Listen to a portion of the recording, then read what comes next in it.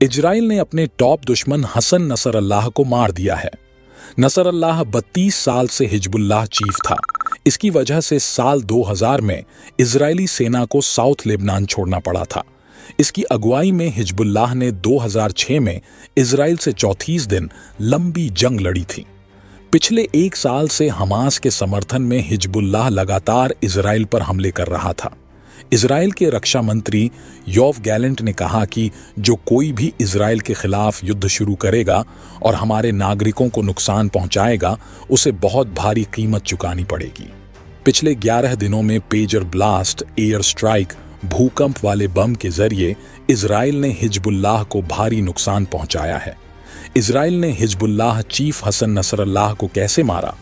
Israel defence force ने Hezbollah के मुखिया सैयद हसन नसरल्लाह को मारने के लिए न्यू ऑर्डर नाम का ऑपरेशन चलाया। बेरूत पर हुए इस हमले के दौरान इजरायली रक्षा मंत्री योव गैलेंट और आईडीएफ के chief Herzi Halevi command centre से ऑपरेशन पर नजर बनाए हुए थे। इजरायली लीडर्स को हसन नसरल्लाह के ठिकाने के बारे में कई महीनों से जानकारी थी। नसरल्लाह अपनी लोकेशन बदलता उससे पहले ही आईडीएफ ने हमला करने का फैसला किया। शुक्रवार यानी 27 सितंबर की रात लेबनान की राजधानी बेरूत के दक्षिणी उपनगर दहिया की एक रेसिडेंशियल बिल्डिंग में बने अंडरग्राउंड ऑफिस को टारगेट किया गया। कुछ ही मिनटों में 80 से ज्यादा बॉम्ब गिराए गए। लगातार बमबारी से जहां बिल्डिंग खड़ी थी, वहां करीब 20 मीटर यानी 65 फीट गहरा गड्ढा बन गया। हमला इतना एक्सप्लोसिव था कि आसपास की 6 बिल्डिंग्स बिखर गईं। अल जजीरा ने कॉन्फ्लिक्ट एनालिस्ट एलिजा मैग्नियर से बेरूत में हुए हमले में इस्तेमाल किए गए बमों को लेकर बात की। एलिजा ने कहा, इजरायली एयरफोर्स ने 85 टन एक्सप्लोजन का इस्तेमाल किया। इसमें हर एक बॉम्ब का वजन करीब 1 टन था। जब बेरूत में ये बॉम्ब गिरे तब एक तरह का भूकंप महसूस हुआ। बेरूत की ऐसी हालत केवल 2 ही तरह के बम कर सकते हैं। पहला है GBU-31 JDM। इसे अमेरिका ने डेवलप किया है और इजराइल को हजारों की तादाद में डिलीवर किया है। यही बम गाजा में भी इस्तेमाल किए गए हैं।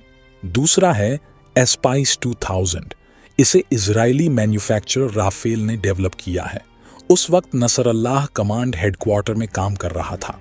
हमले में नसरल्लाह, अली काराकी और अन्य कमांडर्स मारे गए। दावा है कि नसरल्लाह की बेटी ज़ैनब नसरल्लाह भी वहीं मौजूद थी। इजरायली मीडिया में कहा जा रहा है कि इस हमले में ज़ैनब भी मारी गई है। नसरल्लाह के बाद हिजबुल्लाह की कमान कौन संभालेगा? तो चलिए जानते हैं। सरल्लाह की मौत के बाद हिजबुल्लाह का नया नेता उसका चचेरा भाई हाशिम सैफुद्दीन हो सकता है। हाशिम हमेशा से नसरल्लाह का भरोसेमंद रहा है। पहले वही हिजबुल्लाह के राजनीतिक मामलों को देखता था। किस देश, संगठन या व्यक्ति से क्या डील होगी, इसका फैसला हाशिम सैफुद्दीन ही करता था। हिजबुल्लाह चीफ के अपॉइंटमेंट में लेबनान में हिजबुल्लाह के मेंबर्स और ईरान में मौजूद सहयोगियों की रजामंदी जरूरी होगी। हाशिम सैफुद्दीन लेबनान का मुख्य सहयोगी है और उसके ईरान के साथ घनिष्ठ संबंध हैं। वो ईरान के हर नेता का चहेता है। इजराइल के खिलाफ जहर घोलने वाली हिजबुल्लाह के जिहादी काउंसिल का प्रमुख भी हाशिम ही है। नसरल्लाह की तरह हाशिम भी मौलवी है, जो इस्लाम के पैगंबर मोहम्मद का वंशज होने का दावा करते हुए काली पगड़ी पहनता है। इसके वह दुनिया भर से हिजबुल्लाह के लिए पैसा जुटाता है। यही कारण है कि 2017 में अमेरिका ने जांच के बाद हाशिम सैफुद्दीन को इंटरनेशनल टेररिस्ट डिक्लेयर किया था। नसरल्लाह की मौत के बाद जंग थमेगी या और एग्रेसिव होगी? अगर हाशिम सैफुद्दीन को हिजबुल्लाह का नया नेता बनाया गया तो इजराइल के साथ युद्ध में कोई समझौता नहीं किया जाएगा। दरअसल हाशिम की लीडरशिप ट्रेनिंग 1992 से चल रही है। इस कारण वह हिजबुल्लाह की रणनीति से वाकिफ है। नसरल्लाह की मौत पर हमास ने शोक मनाया है। हमास ने कहा कि हिजबुल्लाह चीफ की मौत के बाद इजराइल के खिलाफ फिलिस्तीन और लेबनान की लड़ाई और तेज होगी। नसरल्लाह ने हमारे लोगों के सपोर्ट में लड़ते हुए जान गंवाई है। लेबनान में इजराइल के हमले के क्रोनोलॉजी को देखने से पता चलता है कि अमेरिका के इशारे पर ही इजराइल ने 27 सितंबर को हिजबुल्लाह पर इतना बड़ा हमला किया है। अगर यूरोप के दूसरे देशों की बात करें तो ब्रिटेन और फ्रांस जैसे देशों ने यूएन में जंग खत्म करने की मांग की है। यूरोप के ज्यादातर देश न चाहते हुए भी अमेरिका के इशारे पर काम करते हैं।